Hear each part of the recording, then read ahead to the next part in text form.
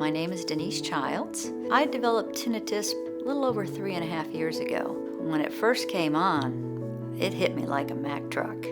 I could not sleep just because the ringing was so loud. Initially, when I had tinnitus, I went to an ENT doctor, and he basically said, yeah, you got tinnitus and you're just gonna have to live with it. And I'm like, oh my God, I can't live with this.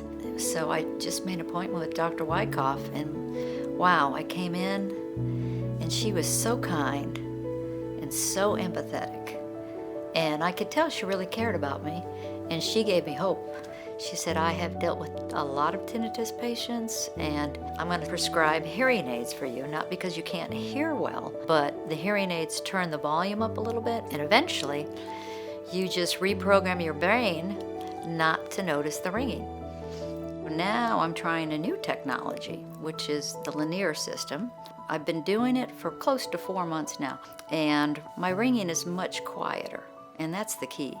She was with me every step of the way. When she first prescribed the hearing aids for me, she called me to check up on me, to see how I was doing. She even wrote me thank you notes, for coming to her and being a patient of hers.